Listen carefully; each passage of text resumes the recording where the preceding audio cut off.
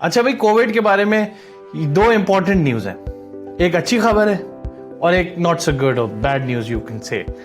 अच्छी खबर यह है कि चलो जल्दी से, टाइम नहीं है, जल्दी से जाओ, like, comment and subscribe to my channel. जल्दी से एंड स्टे ट्यून्ड।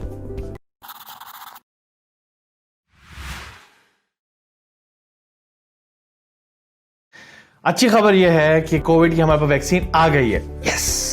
लेकिन जो बुरी खबर है वो ये है कि ये वैक्सीन एटलीस्ट अगले 6 से 8 माह में पाकिस्तान और दूसरे ममालिक के अंदर अवेलेबल नहीं होगी। तो हमें एटलीस्ट इस 6-8 महीने के अरसे के अंदर मिनिमम हमें इस वायरस के साथ गुजारा करना पड़ेगा। उसकी वजह क्या है? Let's talk about it. सबसे इंपॉर्टेंट चीज़ जो इसमें वायरस के बारे में और ये जो वैक्सीन के बारे में कहा जा रहा है वो ये है कि इसका जो टेम्परेचर है वो -70 डिग्री सेंटीग्रेड आपको रखना पड़ता है इस वैक्सीन को सरवाइव करने के लिए।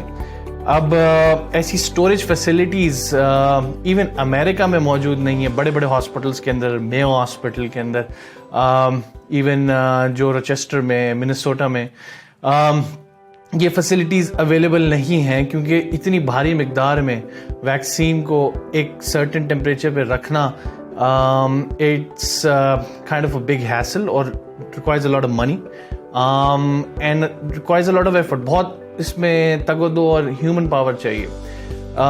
लेकिन इस पे अमेरिकी गवर्नमेंट काम करना शुरू कर दिया है। तो आप ये इमेजिन कर सकते हैं, जब अमेरिकन हॉस्पिटल्स के अंदर इस चीज़ की फैसिलिटी नहीं होगी तो जाहिर सी बात है developing countries, Pakistan, India, Nepal, Bangladesh, इन ममालिक के अंदर इन फैसिलिटीज़ का होना तो नामुमकिन सी बात है। लेकिन इस पे काम किया जा रहा है और होपफुली अमेरिका के अंदर ये कहा जा रहा है कि ये फैसिलिटीज़ अवेलेबल होंगी at wide spread in the next few months.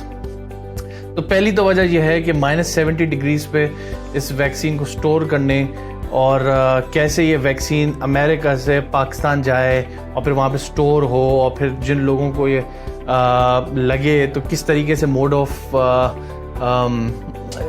Transmission इस वैक्सीन का किया जाए जनरल पॉपुलेशन के अंदर। तो आई थिंक ये वाले कुछ सवालात हैं जिनका हमारे पास अभी कोई आंसर नहीं है।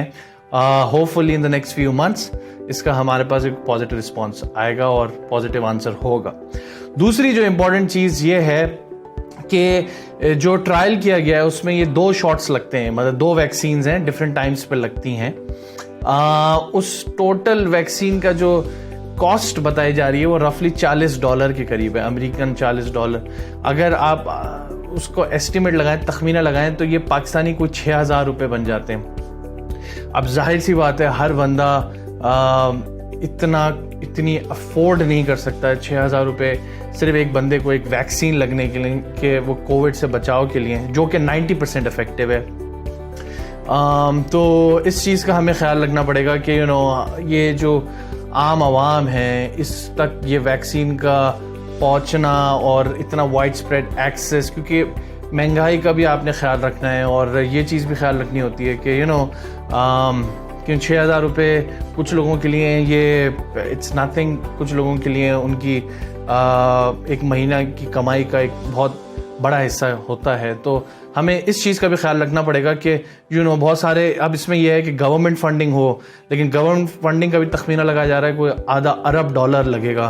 तो जाहिर सी बात है कोई बड़ी ऑर्गेनाइजेशन जैसे ADB, WHO या फिलैंथ्रोपिस्ट, जैसे पोलियो वायरस की वैक्सीन जो है बिल गेट्स वो कर रहा है, फाइनेंस करता है। तो इस तरीके से कोई बड़े फिलैंथ्रोपिस्ट या कोई बड़े साइंटिस्ट या बड़ी ऑर्गेनाइजेशन इसको अगर सपोर्ट कर सकें मॉनेटरी तौर पे, तो ये एक जनरल पब्लिक के लिए, ये बात पाकिस्तान के लिए नहीं है, दुनिया के जो गरीब तरीन मुल्क हैं जैसे अफ्रीका के ममालिक हैं उनके लिए भी ये बात होल्ड ट्रू करती है कि बहरहाल सबको ये वैक्सीन मिलनी चाहिए, सिर्फ अमीरों को ही नहीं मिलनी चाहिए। तो ये 2 बड़े मेजर रीजंस हैं। एक तो ये कि -70 डिग्रीज को स्टोर करने की फैसिलिटीज़ और फिर उसकी मॉनेटरी कि भाई ये $40 रफली जो एस्टिमेट आ रहा है इसको पे कैसे करेंगे। और इस चीज़ के अंदर समझा जा रहा है कि एटलीस्ट अमेरिका भर में नेक्स्ट कपल ऑफ मंथ्स, 2 से 3 महीने के अंदर या 4 महीने भी हो सकते हैं, ये वाइड स्प्रेड अवेलेबल होगा।